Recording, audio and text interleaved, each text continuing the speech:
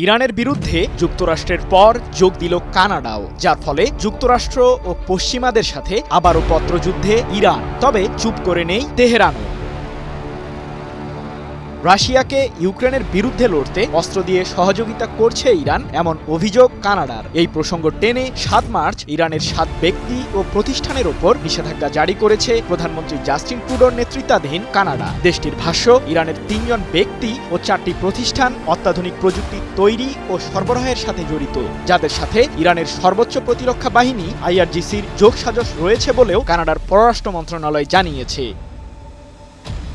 ইরানের পররাষ্ট্র মন্ত্রণালয়ের আমেরিকা বিষয়ক মহাপরিচালক ইসা কামেলি কানাডার নিষেধাজ্ঞাকে বেআইনি ও অবৈধ আখ্যা দিয়ে বলেন, মানবাধিকারের আড়ালে ইরানের বিরুদ্ধে কানাডার নতুন নিষেধাজ্ঞা একটি রাজনৈতিক ও প্রতারণামূলক পদক্ষেপ, যা জাতিসংঘ সনদের নীতি ও মুক্ত বাণিজ্য নিয়ন্ত্রণকারী আন্তর্জাতিক আইনের লঙ্ঘন। এ সময় ইরানের এই কূটনীতিক ফিলিস্তিনি জনগণের গণহত্যায় কানাডার জড়িত থাকার কথা উল্লেখ করে বলেন, কানাডা হল প্রধান মানবাধিকার লঙ্ঘনকারীদের মধ্যে অন্যতম। ৯ মার্চ এক প্রতিবেদনে বিষয়টি নিশ্চিত করেছে মধ্যপ্রাচ্য ভিত্তিক সংবাদ মাধ্যম মেহের নিউজ এজেন্সি।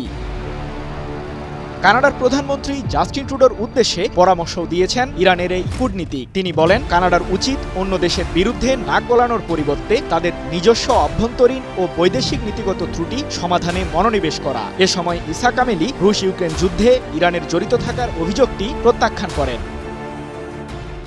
সঠিক প্যাড আর সঠিক তথ্য দিয়ে কেশু সামলে নিব এক হয়ে। Monalisa sanitary napkin. এর আগে ফেব্রুয়ারি মাসে ইরানের তৈরি শাহেদ 136 কামিকাজ মডেলের নতুন প্রজন্মের ড্রোন ইউক্রেন ভূখণ্ড থেকে উদ্ধারের দাবি করেন দেশটির প্রেসিডেন্ট ভলোদিমির জেলেনস্কি। তবে সে দাবিকেও প্রত্যাখ্যান করে তেহরান।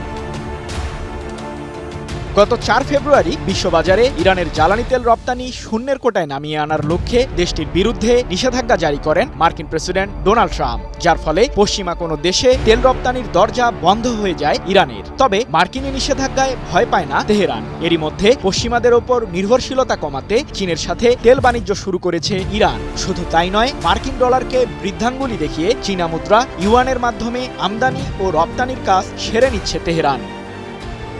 সৃজন মাহমুদ, নিউজ 24।